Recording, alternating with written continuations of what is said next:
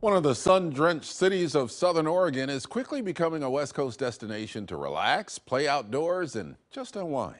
Medford is Oregon's 8th largest city, but it is quickly rising among the ranks of travel. Cor Harlan is here this morning to tell us more. Good morning. Hi, Emily. Hi, Ken. You don't really need to go to Southern California to seek out the sunshine. Some of it exists as close to us as Southern Oregon in the Medford area. We all know about Crater Lake National Park. We all know about the renowned Rogue River and its beauties and its rafting pleasures there. But there's more to the Medford area and Southern Oregon in general than we know about. And as a result, as we say, Medford's stock is rising on the list of desirable places to visit and to play. It's only Wednesday, but you're ready to bail. It is advertised in this Travel Medford promotional video as a place where adventure travels with you over the water, through the trees, and at the end of the day, topped off with world-class cuisine, wine, and big sky. A big new item on Medford's horizon breaks ground later this year, a $60 million Rogue Credit Union Community Complex, an end destination for regional and national youth sports tournaments, and plenty of other mixed-use indoor space as well. So we're able to hold concerts, indoor tournaments, everything from wrestling to gymnastics to any conferences, trade shows, anything indoors. But there's also going to be a leisure area for kids. Medford is naming and claiming the mantle of the youth sports hub of the West. And when people are here for events, the hope is that they'll fall in love with what's already here. Sunshine, ample amounts of open space to explore, more places to taste good wine and eat good food. We're definitely more a little bit Northern California climate, except for we're very lush.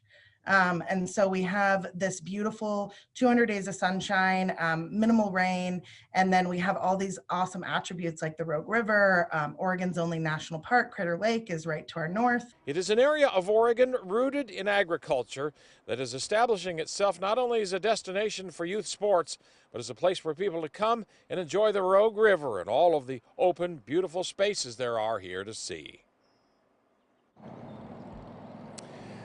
Going on a rainy winter or early spring morning here, that is one of the attributes that Medford area and Southern Oregon in general really has, is that 200 days of sunshine here. As the lady mentioned there, a climate more in tune with Northern California really than Northern Oregon. A final note here, Emily and Ken, the 2028 Olympics are scheduled to be in Los Angeles. Medford is actually reaching out to the Olympic Committee in an effort to get one of the rowing events there on the Rogue River. Right. They have a section of river there with some pretty serious Olympic class rapids.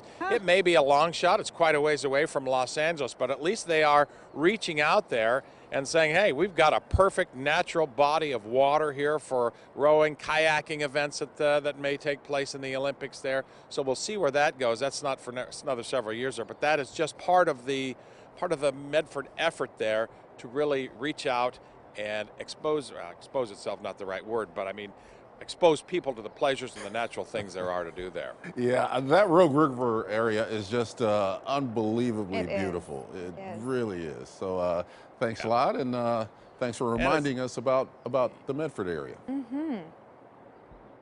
Thanks, Cor. I just had my first visit to Crater Lake National Park a couple weeks ago. Right. Kelly and I went to go check it out. It's really beautiful. It is. That is a really beautiful part of the country here.